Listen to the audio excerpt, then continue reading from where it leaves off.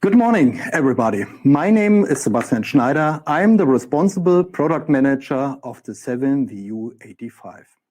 Welcome to our third session about the new member of our ZIPOTEC 5 family, the high-speed busbar transfer device 7VU85. After the second session in June, we continue with the third session today, the dynamic testing of a high-speed busbar transfer system with hardware in the loop. And we also want to show you the world's first test with software in the loop using our ZIPOTEC digital twin connecting to OMICRON REALY SIM test. But before we start the presentation, I would like to introduce Mr. Florian Fischer, an expert from OMICRON. He is the product manager responsible for the system-based testing solution, a REALY SIM test. Welcome, Florian. How are you? I'm fine, thanks, Sebastian.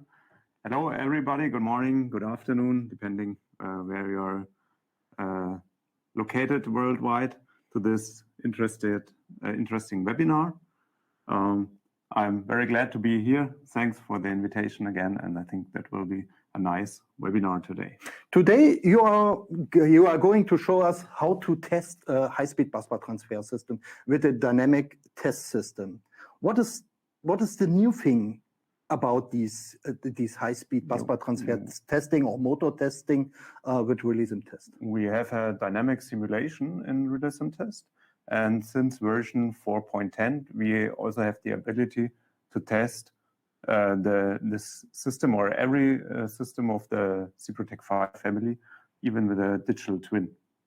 And that's something we want to show today at the end of the webinar. So first we do the test with the physical device, and after that also with the digital twin. Okay, thank you, Florian. But now it's time to start the third session.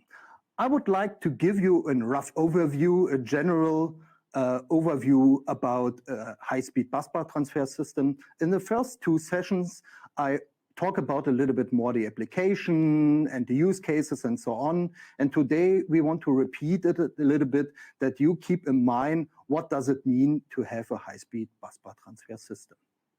So come into the first slide, and the first slide shows you the advantages of these 7VU85. So that means we are using the existing hardware and firmware of the ZIPOTEC 5 platform, and we added the new high-speed busbar transfer device function to that platform. So that means the HSBT system support multiple breaker application up to 20 circuit breakers. We have a flexible load shedding functionality. With the 9.60, we support the ultra fast transfer times of approximately 10 milliseconds for the fast mode. We have the possibility to add protection functions to the HSBT system. And on the other side, we have the modular design. We can customize the configuration. We support a lot of applications, and in the end, it reduced wirings. We have the different simulation modes, simultaneous, sequential, parallel switching, everything is possible. And of course, we have also predefined application templates, which fits to the most of the applications in the industry world. So what does it mean? Yeah, the HSBT system is faster. That means we have a faster transfer across the whole factory. We have a higher success rate to achieve a transfer by the real-time fast mode.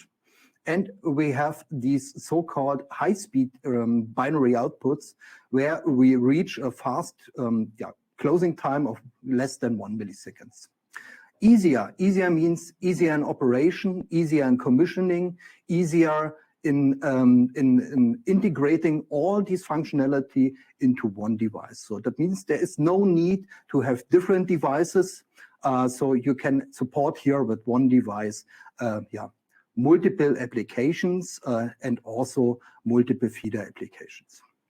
And in the end, of course, we use the well-established ZIPOTEC 5 platform here.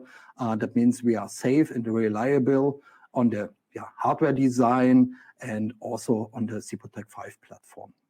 And of course, the HSBT system is comply according the ANSI C5041. Where we need such a high-speed busbar transfer system. This is usually used in power plants, petrochemical industries, pharmaceutical industries, hospital, data center, or semiconductor manufacturing. So they're always there where we have a continuous, or where we have the case of a continuous power supply. For example, in a nuclear power plant, after we shut down the turbine, we need to distinguish that we have the cooling pumps in operation after we do not get any voltage supply from the main infeed. So why we talk about fast and different modes and different transfer types? So the device is supporting the sequential transfer. That means break before make, the simultaneous transfer. That means make before break, or the parallel transfer where we have a so-called synchro check functionality behind that. That means both breakers are in for a small time and without any voltage dip on the motor bus. So, and therefore we have different modes in our HSBT functionality implemented: the fast mode, the real-time fast mode, the in-phase mode, or on the other hand, and this is more a backup transfer like an ATS system is working, the residual mode and the long-time mode. And when we talk about fast transfer, we always talk about the fast mode, the real-time fast mode, and the in-phase mode.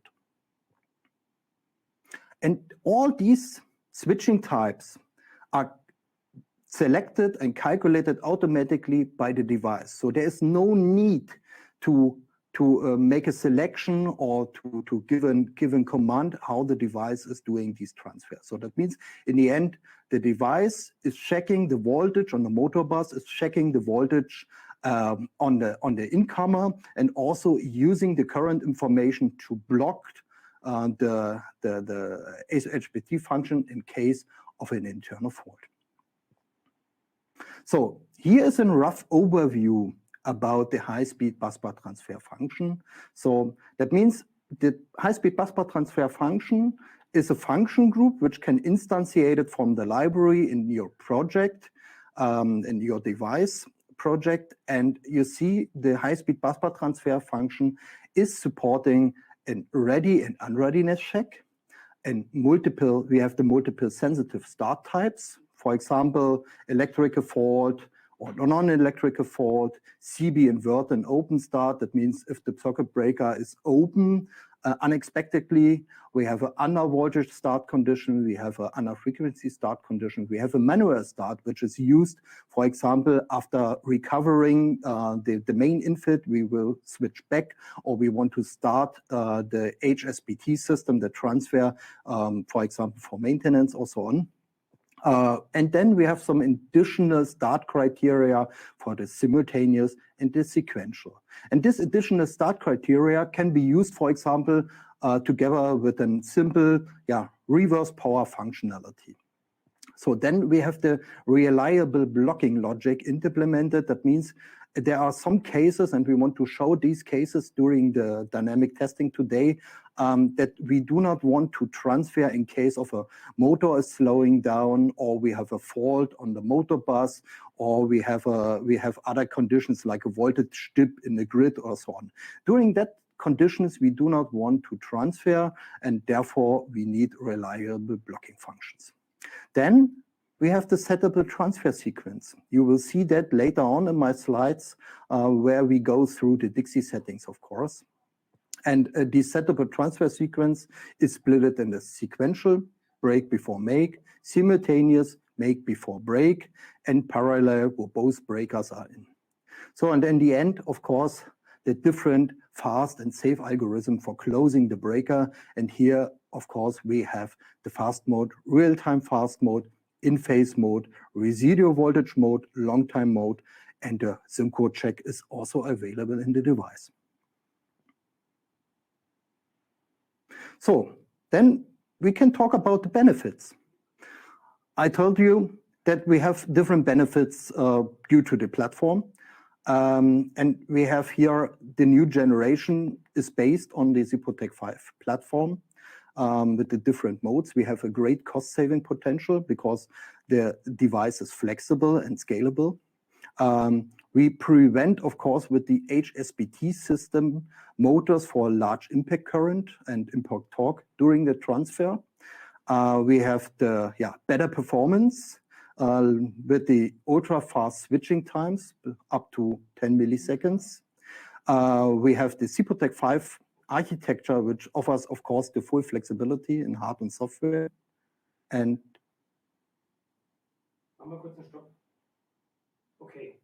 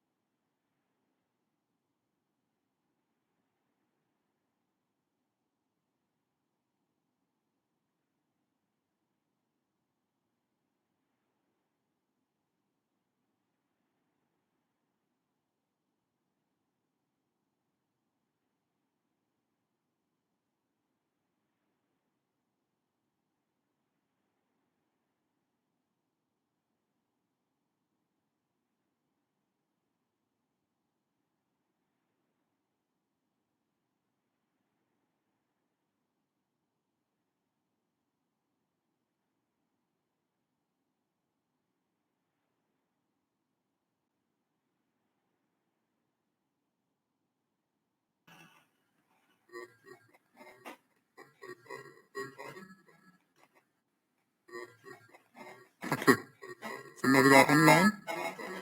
Ja.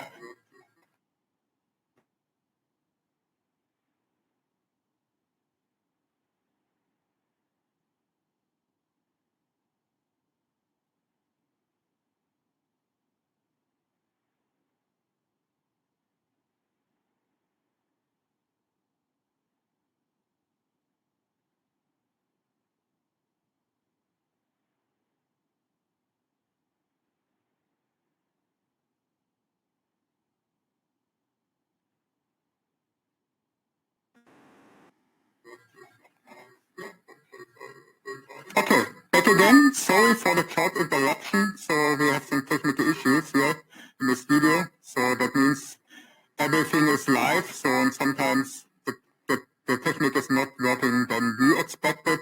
For the 7VU, we do a lot of system testing in advance.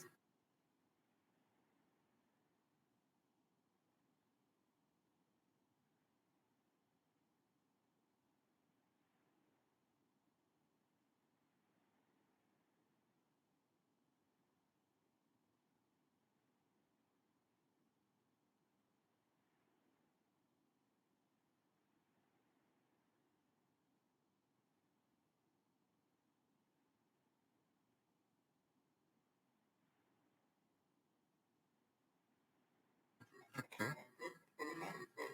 Yeah, we have the three. Hello, hello. Test.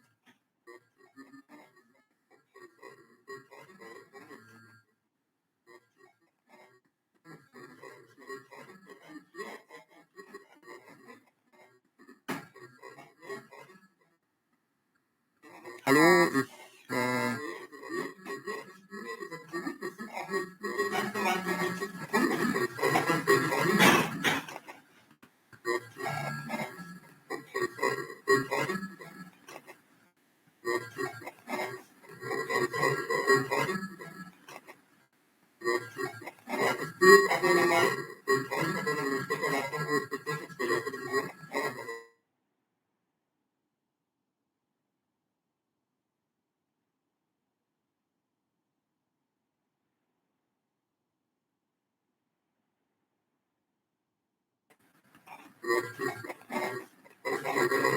Hallo, 1, 2, 3, wie ist der Ton? Nein, nicht besser. Woran liegt's?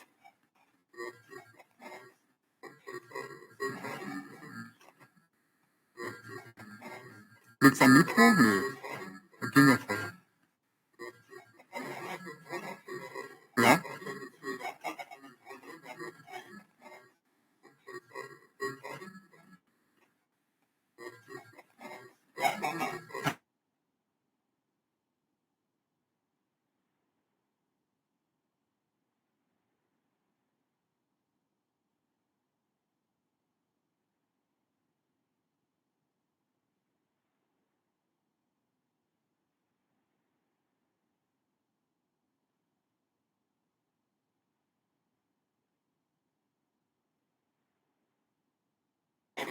Ja, ne, das ist das Broadcasting jetzt das Ausschicken, ne? Das Livestream.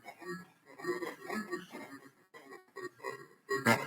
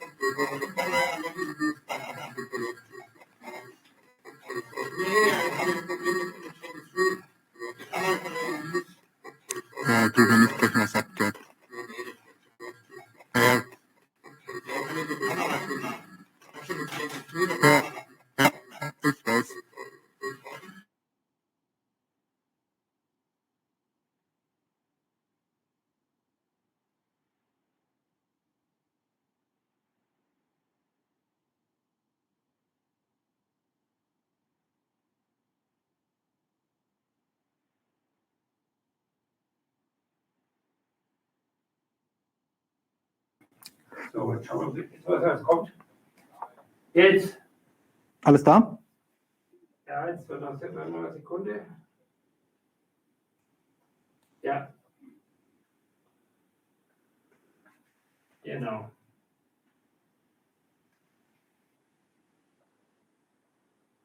So, wir recorden jetzt wieder weiter und dann kann man das jetzt hier soweit Recording läuft wieder. Slides sind Noch nicht da. ja. Umschalten. Die Fängst du mal von der Folie an. Ja, ja. Okay, passt jetzt der Ton? Ja. Ja.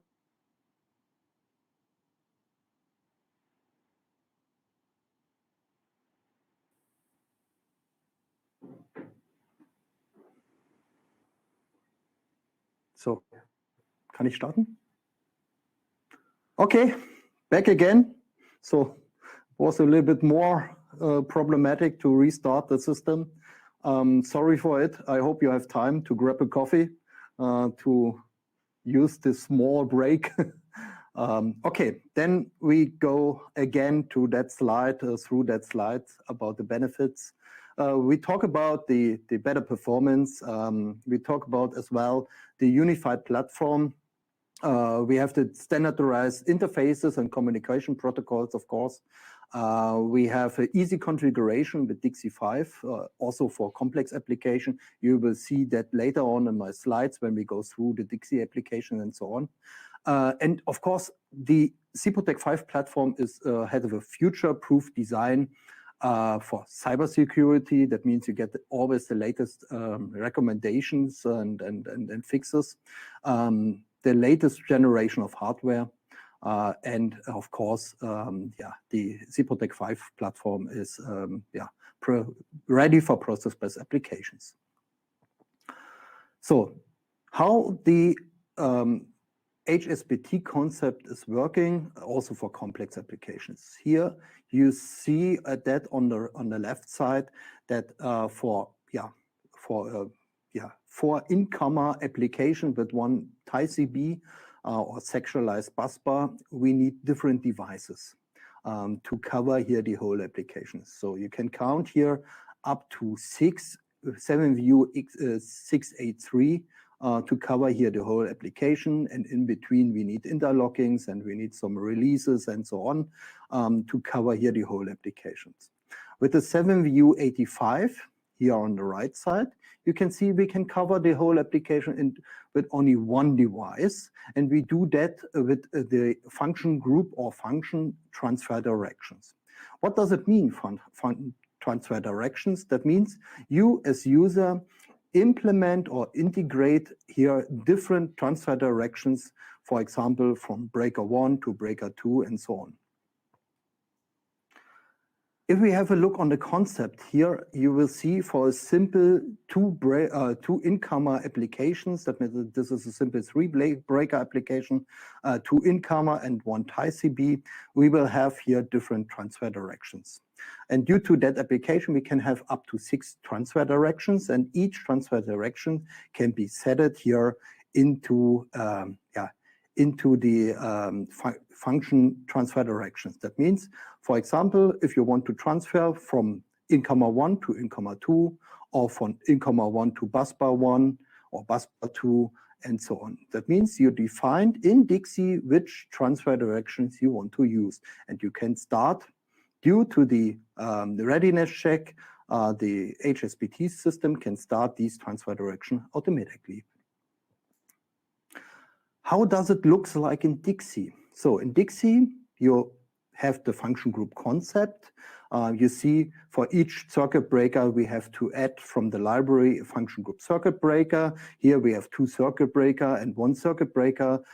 It's called circuit breaker without current, which is used for the TICB. And then we implement here also from the library the function group HSBT, high-speed busbar transfer system, which contains a general block, a start block, and the switching types, and of course the added transfer direction. In our case, for a 3-break application, we have 6 transfer directions.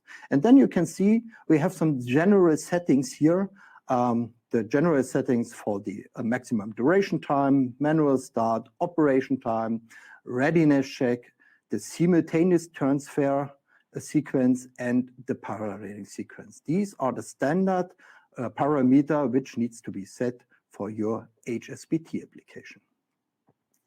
When we come to the next function, this is the start condition here, and for the start condition we have the manual start, the fault start, and fault detection. Then we have the under voltage start, the under frequency start, and the CB inadvertent open start. And all these starts type can be enabled or disabled separately, as you like. On the next slide, we see here the application example for the switching types. So the switching types are the switching type modes for the fast mode, real-time fast mode, in-phase mode, residual voltage mode, and long-time mode. And each switching type can be set separately and of course can be activated separately like a simple overcurrent stage. So how the application works together. Here we have a little bit cloudy picture with some arrows here, but you see here in each circuit breaker we have the so-called HSBT interface, which is the interface to the function group, to the function itself. And in the HSBT function group itself, we have transfer directions. And you see here the transfer directions from in,1 to in,2 or from busbar 1 to in,2. You can activate this function. You can say it yes or no or test. You can also say if this transfer direction is only used for manual mode, that means for re-switching or for reconfiguration after the fault is clear.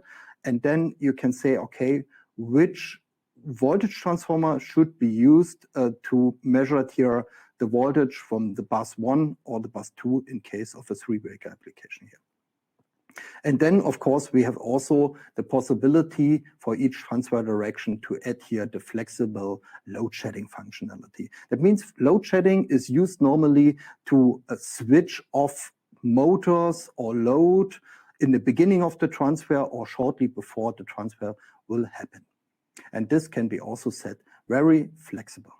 So, and here we have the application example in Dixie for the transfer routing, and this is made in a simple table. And this is, of course, a very useful matrix here to say which circuit breaker needs to be closed, which circuit breaker needs to be open, and of course, which circuit breaker needs to be in or switched on or off, that this transfer direction is ready.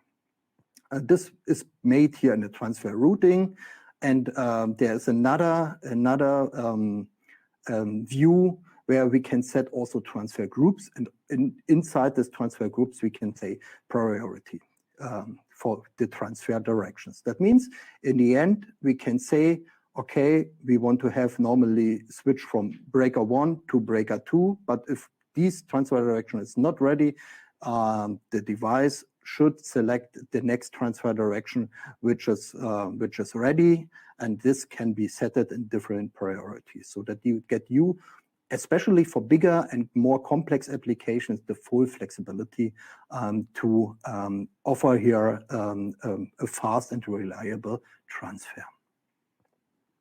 So then we have the typical applications. So here we have 3 application templates, and I think these 3 application templates cover the most of the applications.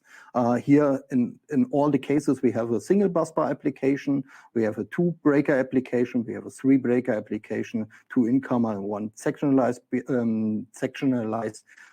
busbar, and on the right side we have the application template 3. With 3 incomers with the 9.60, we provide now 2 application templates more. That means in total we have 5 application templates, 1 for double busbar and 1 for 5 breakers. That means 3 incomers and 2 sectionalized busbar. So this is also supported now with the 9.60 version. So, and if you start in Dixie, you type in your product code or your short code after you select the short code in the CPROTEC 5 configurator. Then you have also the possibility to select your device or start directly in Dixie by selecting the hardware. And then you find, of course, after you select the hardware, the application templates. Here we have the 9.50 where we have the 3, 9.60 supports then 5 application templates. So, and then we come to the application 2 incomer and 1 sectionalized single bus bar. And this is the application what we want to discuss and test today together with Florian. And here for this special application, we need 3 circuit breaker. It could be 2 circuit breaker, normal circuit breaker, and 1 circuit breaker without current. The advantage is that we do not need to measure the current here for the sectionalized CB. So that means we have here the possibility for to reduce the current inputs on the device. So we need 2 times the 3-phase current input for the incomer. So this is an additional criteria to block the HSBT functionality. Then we have 2 times 3-phase voltage because we measured on both bus bars the voltage 3-phase.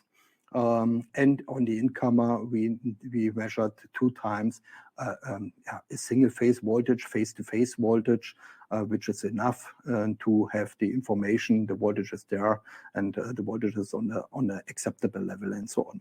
That means all these informations are necessary to get a readiness check and that the transfer is working.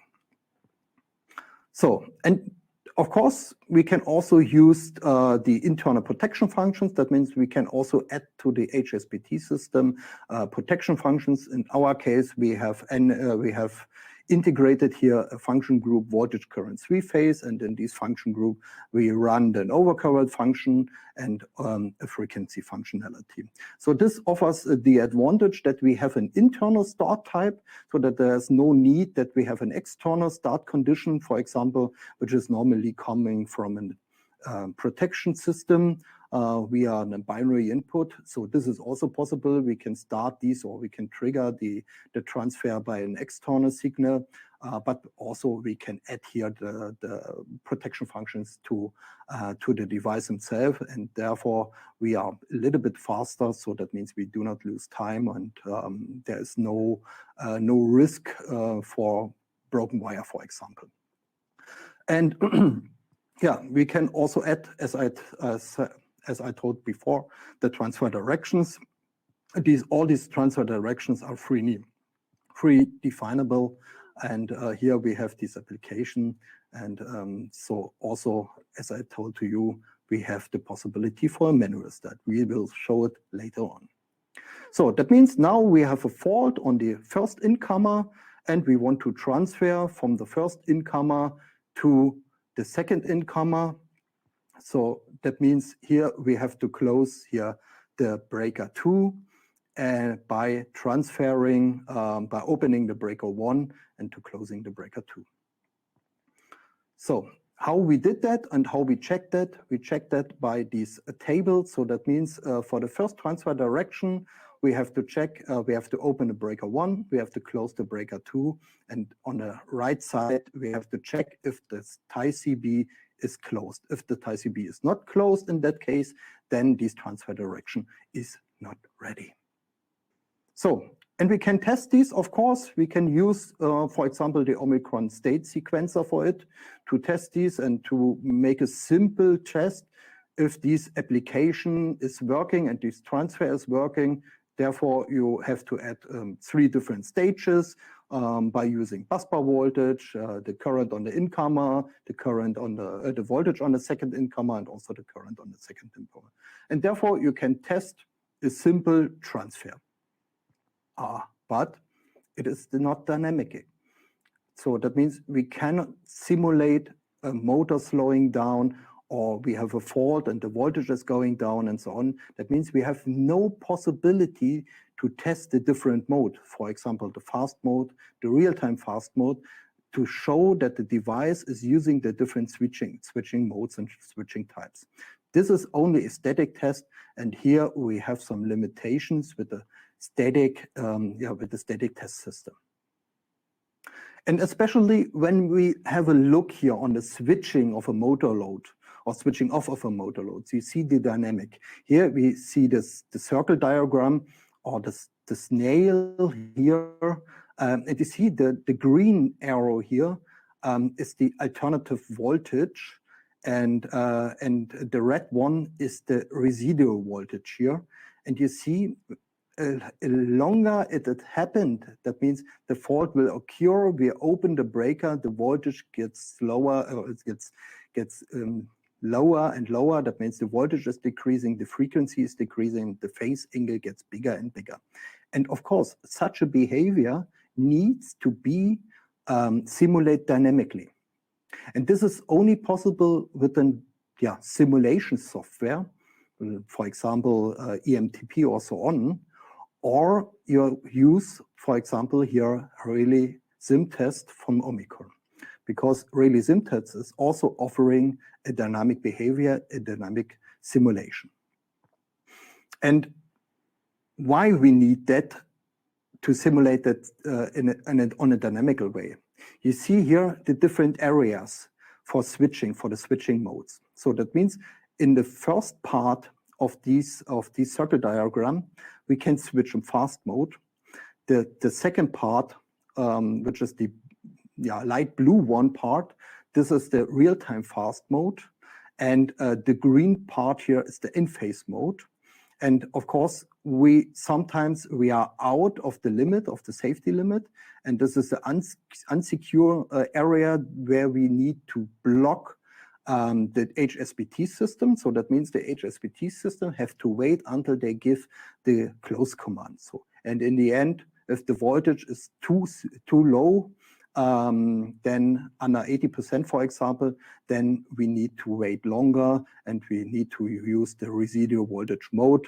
And after the voltage is under 30%, then we can switch off. Why we need to wait? Because the mechanical torque and also the impact current on the motors is during that time too high. That means if the voltage is too low, the motor will not accelerate anymore, and the impact torque for the motor is too high, and especially for the power supply, we get too many transients in this power supply for the whole power plant or for the whole application. So, and therefore, we need these different modes, and we always want to switch in a very fast way. That means normally in a fast mode or real-time fast mode. And this, of course, needs to test. So, and here we have the full picture of the different modes over the time. So you see here on the x-axis the cycle, and on the y-axis the phase angle and the voltage, and here you see the influences. So that means we have different areas where we can switch fast mode, real-time fast mode, or in-phase mode. And if the voltage is under the 30%, then we can start the residual mode or the long-time mode. And this is normally like a traditional ATS is working. So that means that a traditional automatic transfer system is not working in fast mode. It's always working in these long time and residual mode. And this normally takes seconds. It depends on the application. Yeah. So, and now I want to hand over to Florian for the introduction into the REALY SimTest. Welcome on stage, back on stage, Florian. Back on stage. Thank you, Sebastian. That's your part. Yes. I thought maybe it's quite good to have a very brief introduction to REALY SimTest. Sebastian already mentioned state sequencer. That's one module of our software test universe. That's, I think, maybe well known from all the listeners. REALY SimTest is a second software that we use to inject analog values, current voltages with a CMC test set. But REALY SimTest is somehow special because we have there dynamic simulation. It's a simulation tool, and we do transient calculation of an electrical power system. Therefore, I want to give you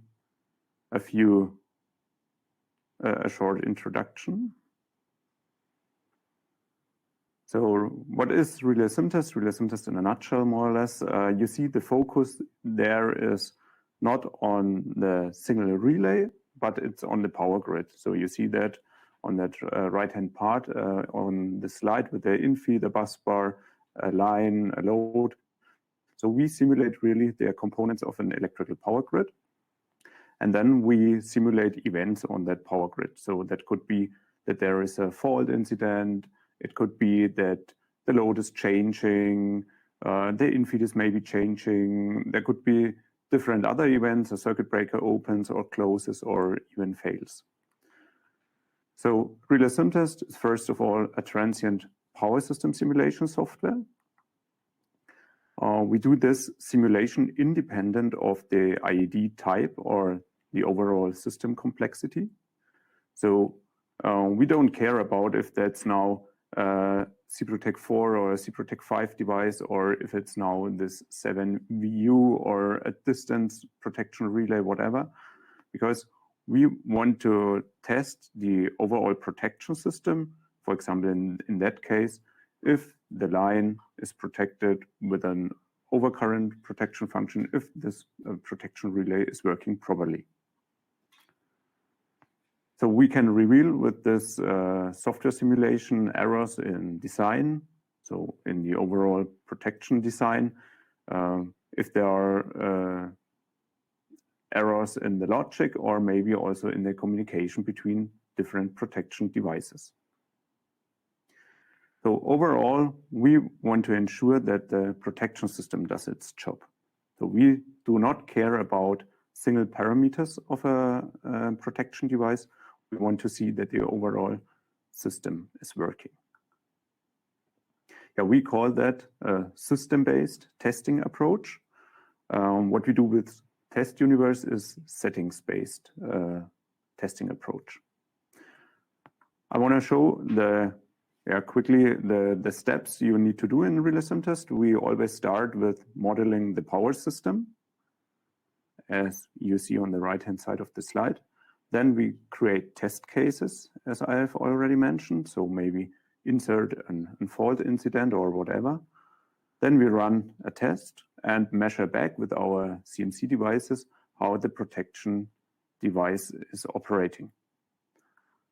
And at the end, we can assess these results and print out a report. And that's quite new with version 4.10 of relay sim test. We now also have the possibility to interact with a CPROTEC digital twin. We call that now Twin Power inside of relay sim test. And that's also something I want to show at the end of this webinar. Yeah, if we look at the overall protection testing context, you see relay sim test alone can be used. But of course, it's much better to combine both test approaches, the settings-based test approach from Test Universe with the system-based test approach of relay sim test. And this in combination together gives this puzzle. We call that's our protection testing puzzle. Yeah, what are the key features of relay sim test? I've already mentioned that we have an transient power system simulation. So we really calculate the currents, the voltages of the system. We can control not just a single CMC, but even more CMCs, either located all CMCs together or a distributed system where you have maybe a line application and you want to inject from the different terminals of the line. And we have a feature that's called the iterative closed loop feature. That's also something I want to show you today. We have the ability to react on the protection relay behavior, and we can open or close circuit breakers and adapting our power system simulation according to the behavior of the relay. And we do that not closed loop in real time, but we do that with an iterative approach.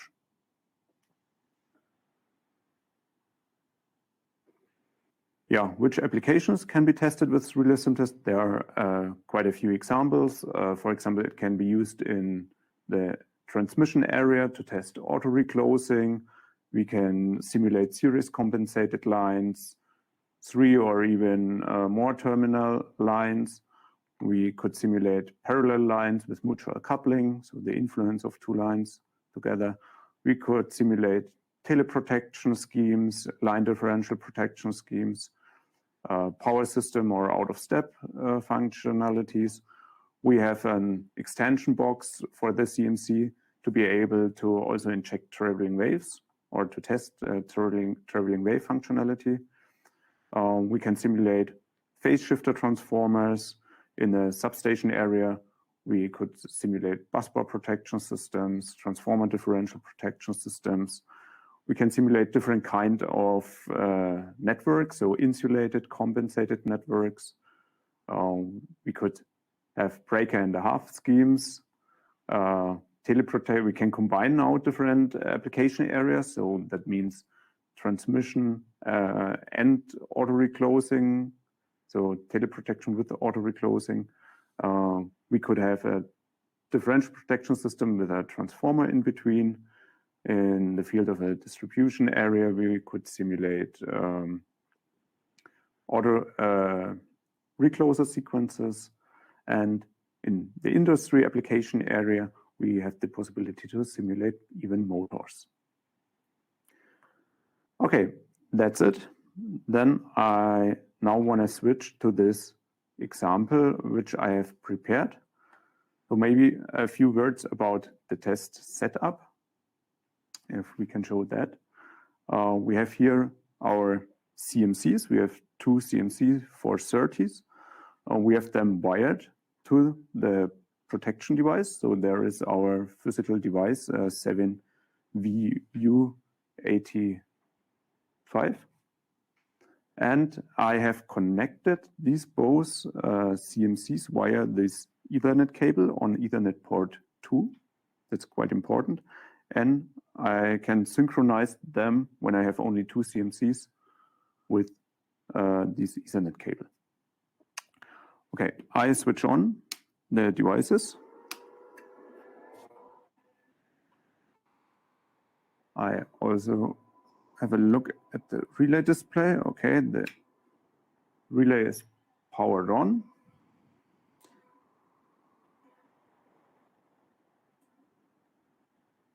And now I have started relay sim test, and I have already prepared quite a few test cases. First of all, when you start relay sim test, you see this gray area.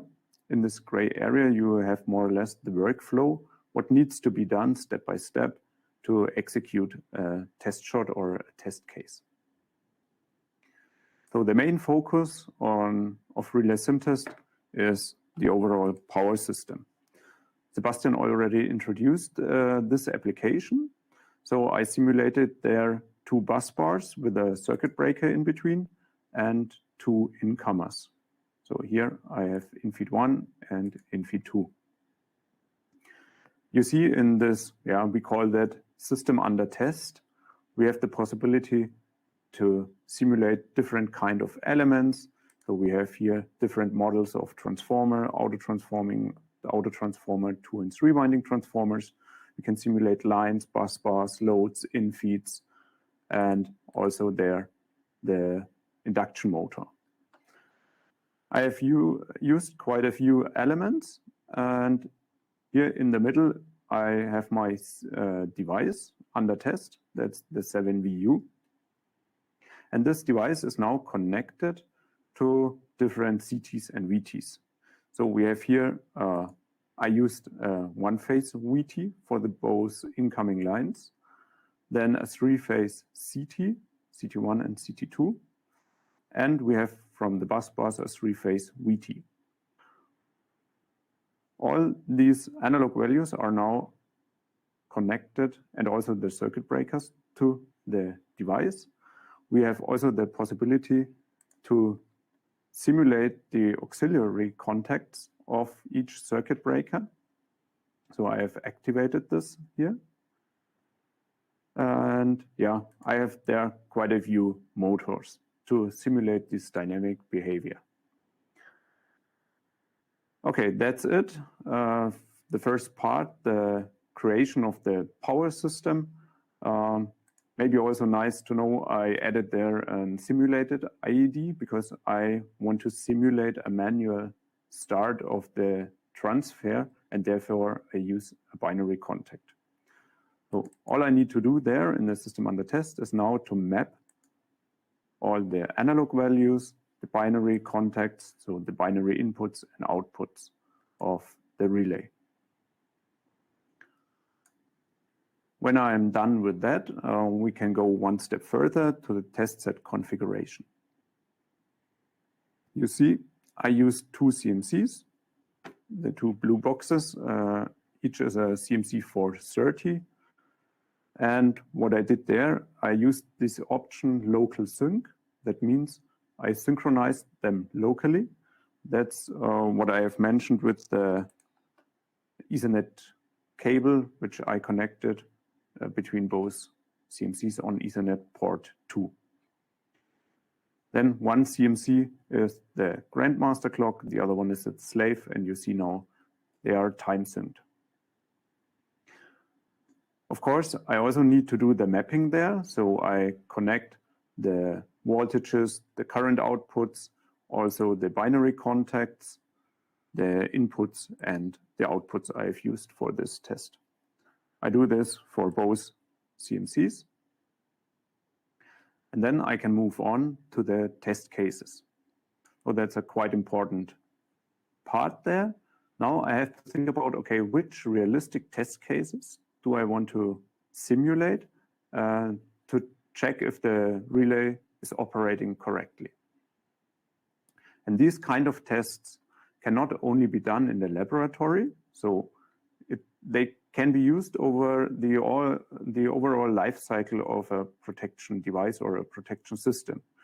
So for example, if you are in a very, very early engineering stage, you think about the settings of the relay, you do the engineering, the setup in Dixie, and then you want to see if that correct or not, what I did.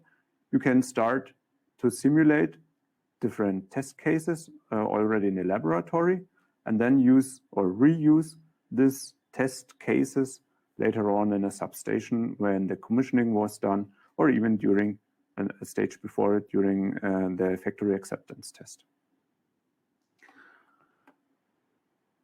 Okay, I have prepared there quite a few test cases. I will not show all of these test cases, just a few. So one test case would be, for example, here, motor is slowing down. So I open this test case.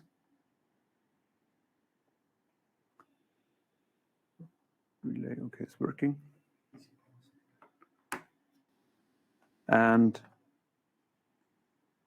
you see here, the main focus is now, of course, the power system, but also you see the time axis and the time signals of all the connected CTs and VTs.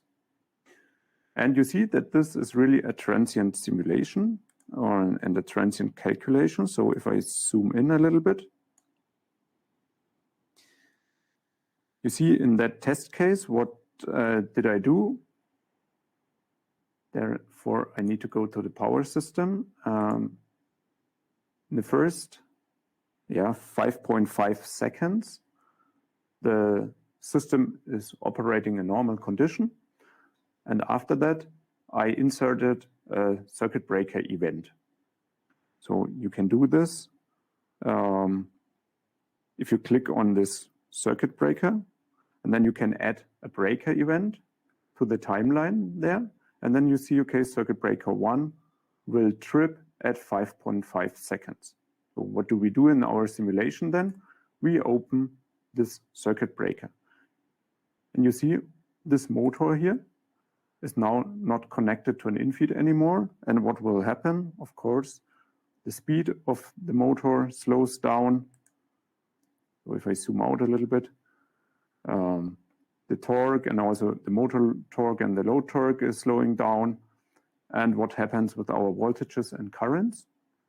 You see here the voltage of the incomer 1 stays stable.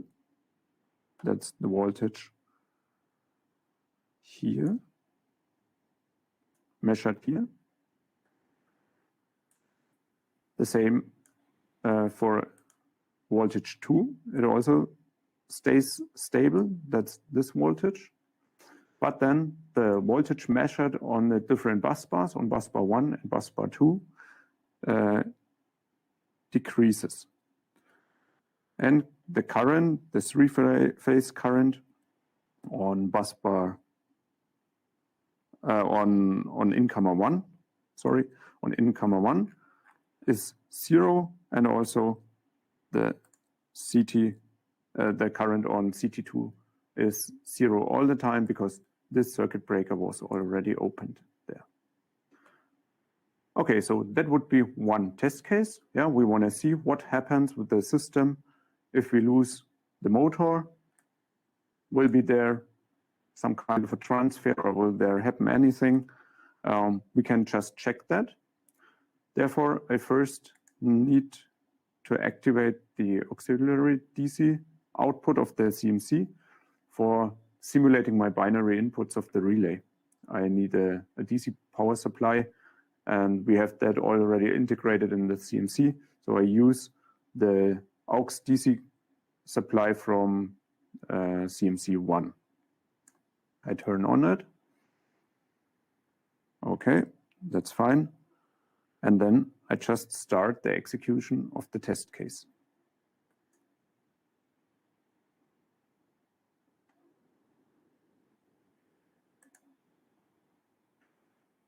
And you see now the signals are getting calculated. Then the signals are uploaded to the CMC. And then in the third step, we are injecting the signals to the device.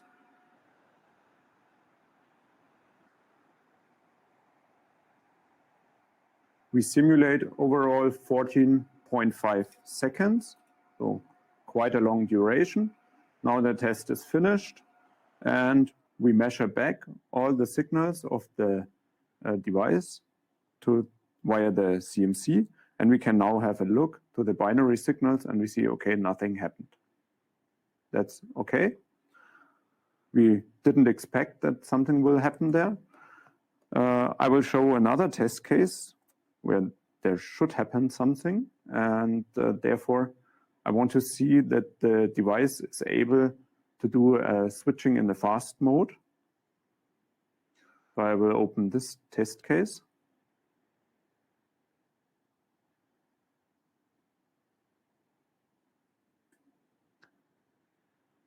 And you see I use these simulated binary contacts. So at 5.5 seconds, I say, okay, I want to see a manual switching. So I start the switching algorithm.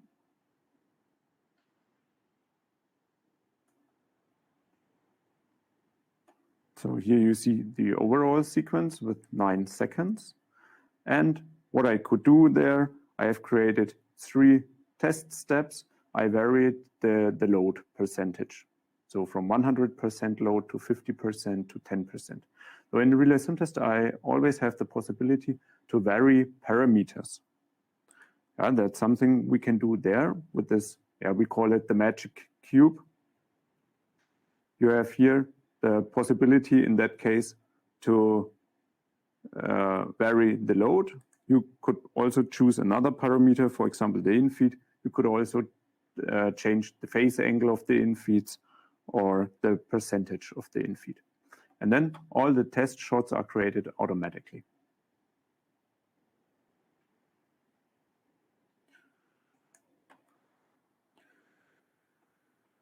Okay, so let's start this test case.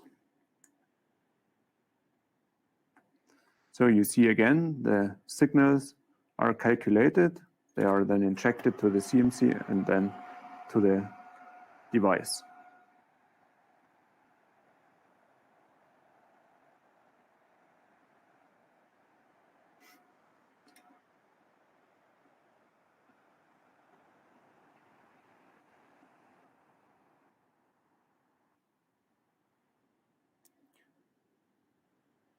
Okay, in that case,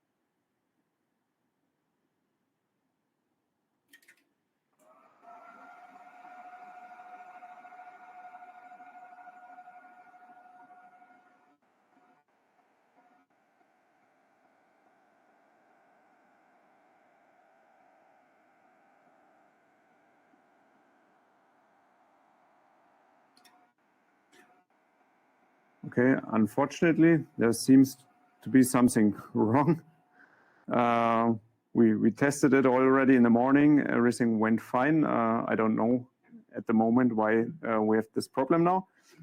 But it doesn't matter because in a second step, I want to show you that I do not need this, all this hardware and all these wirings with this lot of cables there. What I want to do now is I power off all the devices and I will do exactly the same tests now with the cProtect Digital Twin. Maybe the issue comes from that the circuit breaker 1 is not closed. So I saw that the circuit breaker simulation of circuit breaker 1 maybe is wrong. Yeah, therefore that could be. But therefore, we need to check all the wiring. So I think because time is running, the overall principle should be clear, what we can do with a relay sim test and how to test such a system.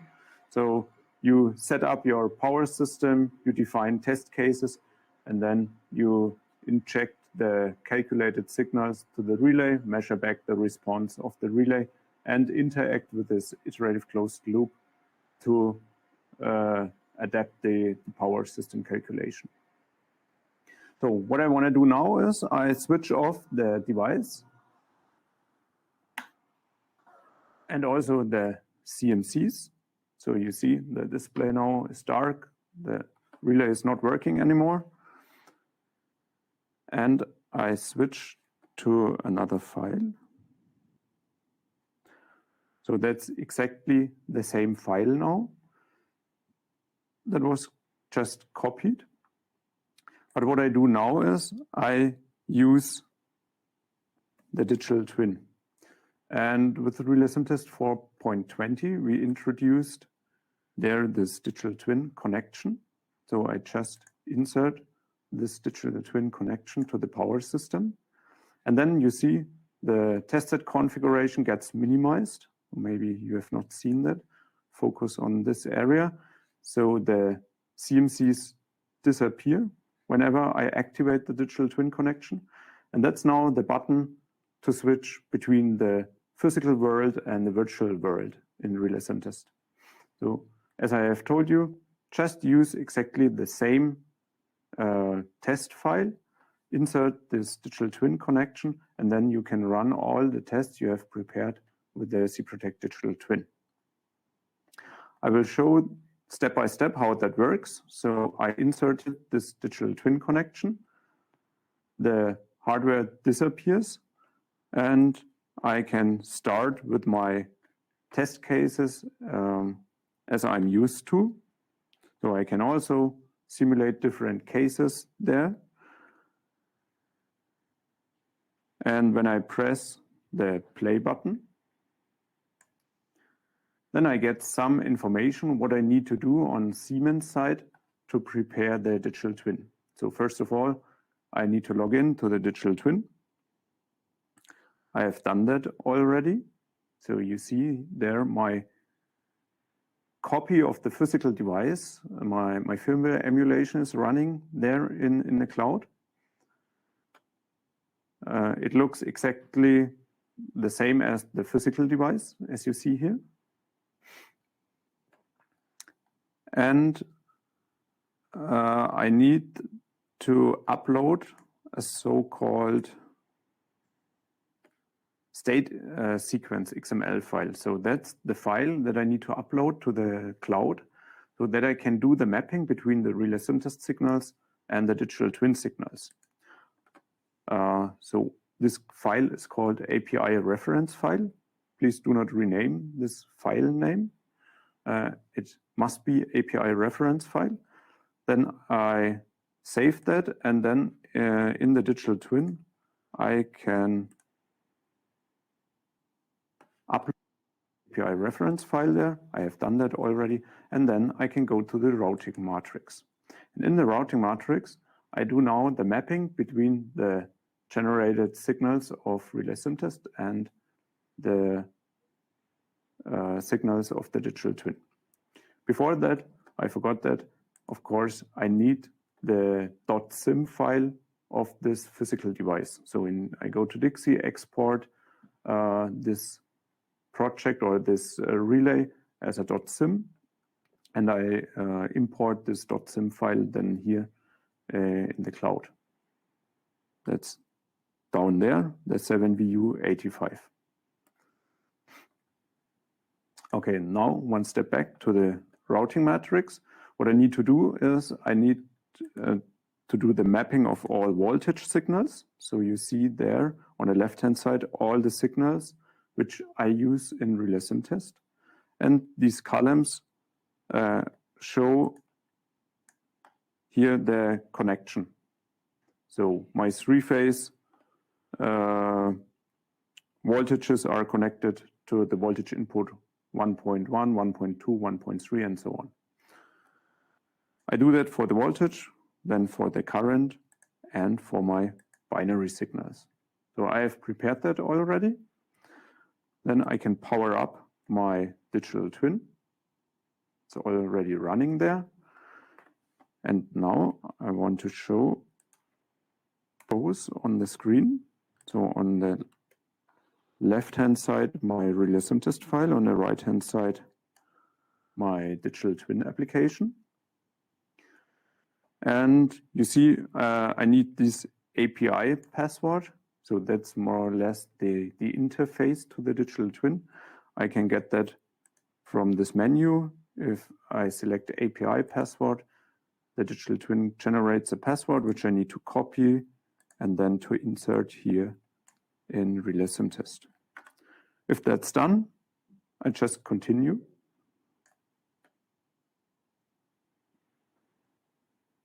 And then the well-known test sequence is also calculating, uploading now to the cloud and injecting to the digital twin.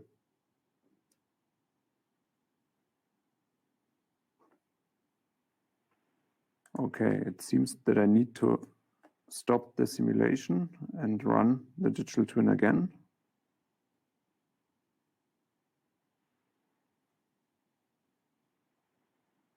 So I stop now the simulation of the digital twin.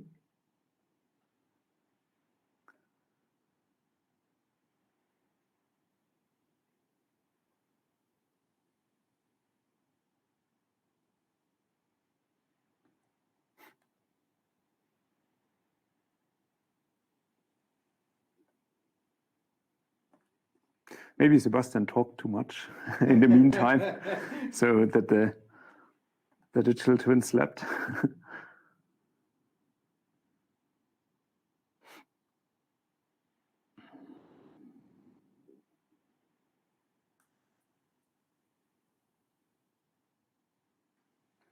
Okay, that takes some time.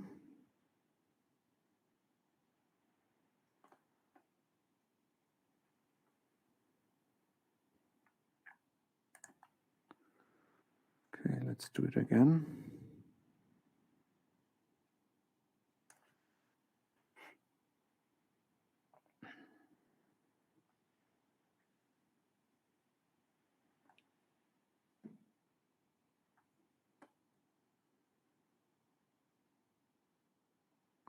Or maybe I also have some internet connection issues. That could also be.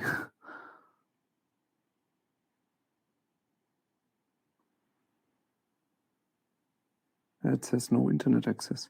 Yeah, maybe we have problems here in the studio today that we don't have internet access.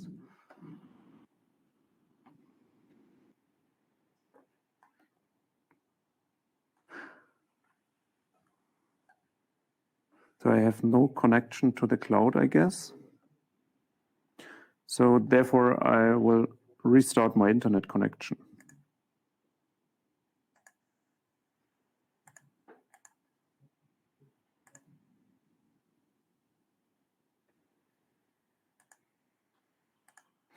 I will connect again.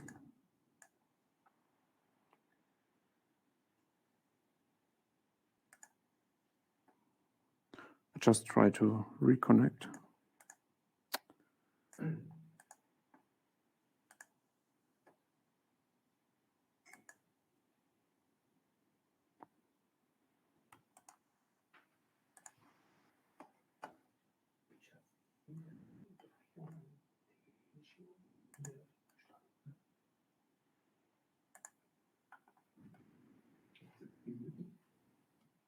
Okay, now I have internet connection again.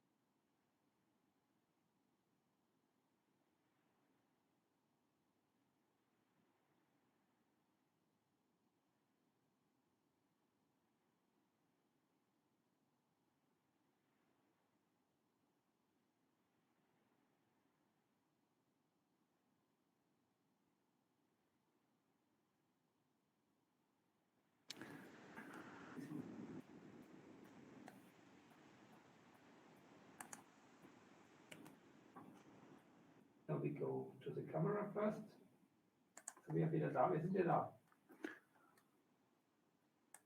Okay, sorry for the technical issues. I have lost my internet connection and now I need to refresh my digital twin or to start up my digital twin again.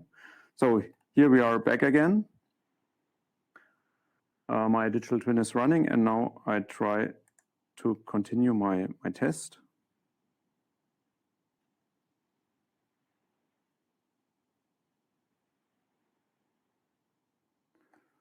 So Relay Syntest is calculating the signals, uploading them to the cloud, and then executing with the digital twin.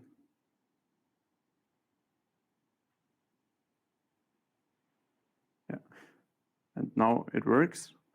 You see circuit breaker 1 was closed and then opened.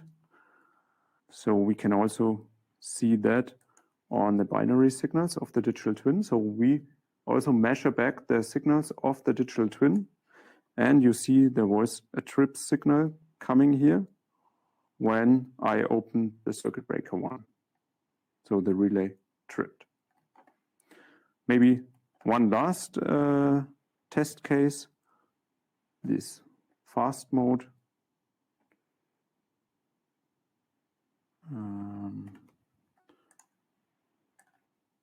I start the execution there. I reset the twin.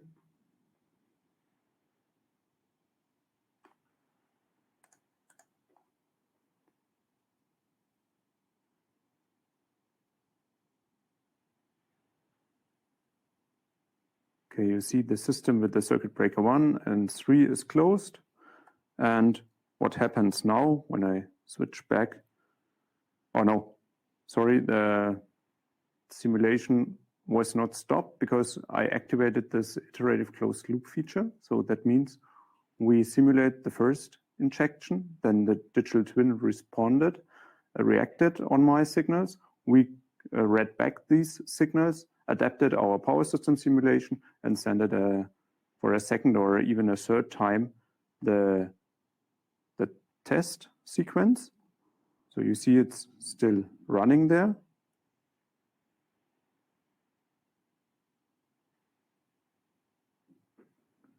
And now it is finished.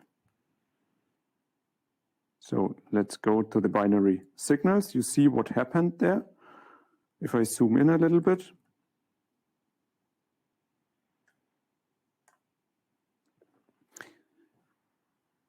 You see there was a trip signal of circuit breaker 1. So what we did in our simulation is really first the circuit breaker was closed, then we automatically opened this circuit breaker and we closed then circuit breaker 2. So that was a transfer from busbar 1 to busbar 2, and that in a quite fast time. If we look at this, the circuit breaker 2 was closed here and circuit breaker 1 was opened there. These are now the signals of the relay. I could also measure the auxiliary contacts of the circuit breakers to get there this time. I have the ability now also in Relay Syntest to measure these signals and then to assess them. I can do that after the tests. Yeah, you see with the digital twin it worked. So maybe we did something wrong in our wiring. We need to double check that. Sorry for the inconveniences. And yeah, that's everything we wanted to show. Thanks for your attention. Sorry again for the inconveniences and the technical problems. We tried to fix them. And now please ask your questions. Sebastian. Yeah, that's live.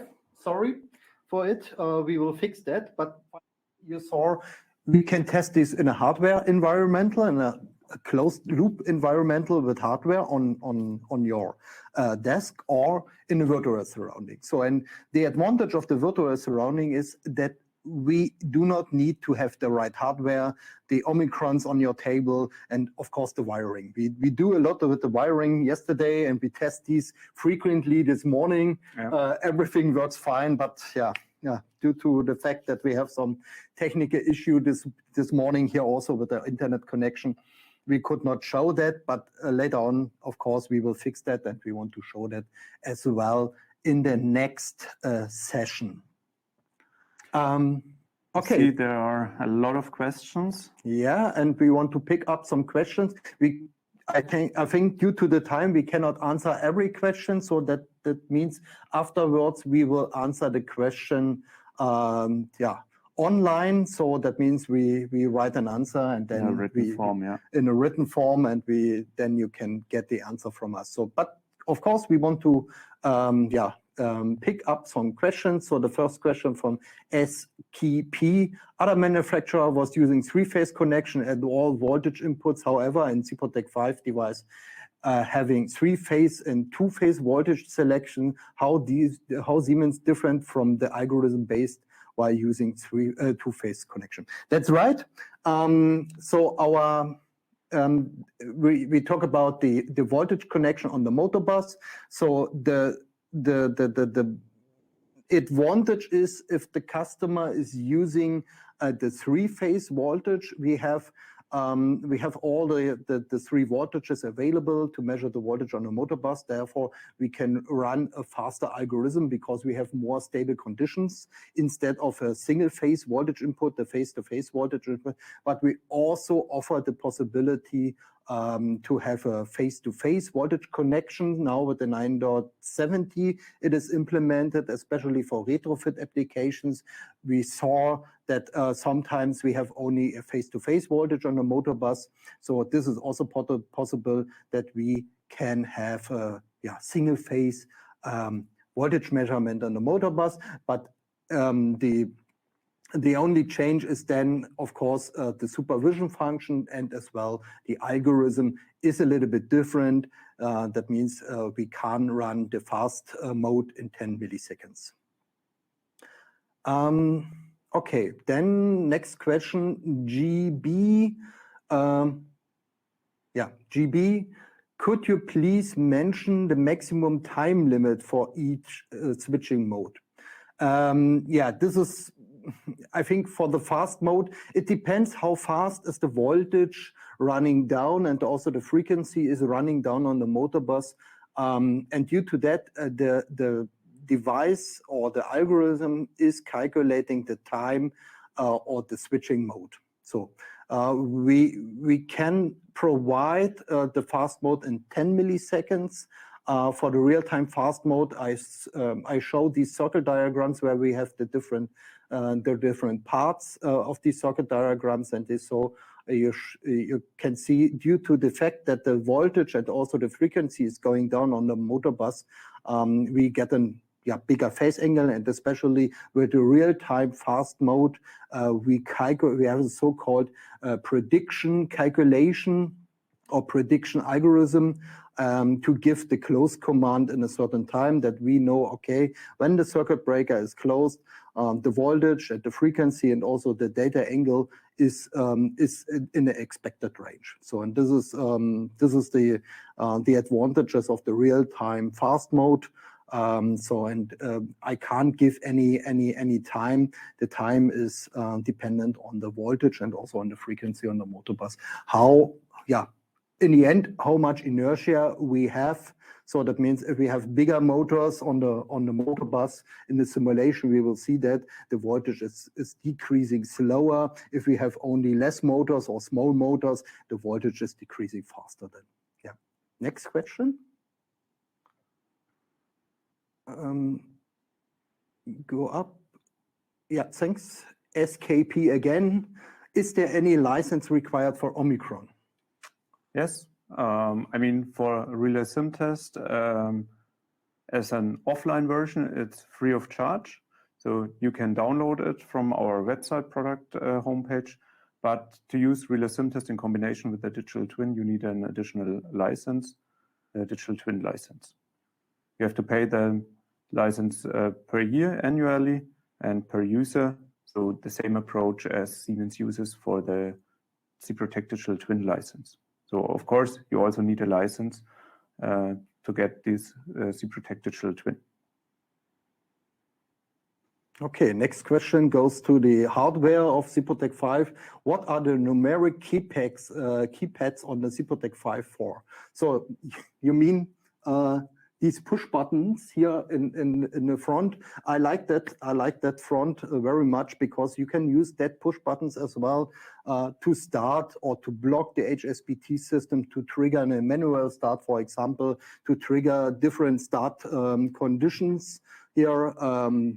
These push buttons provide the same functionality as the function keys here on the base module, but I think especially for the field crew or for the maintenance crew or during the commissioning, it's quite helpful to have these push buttons. You can block the HSBT, you can start the HSBT, for example. This is freely can be configured flexible, and is really helpful to have these push buttons. You can select these in the configurator. You can select or order a device with push buttons, without push buttons, key switches, and so on.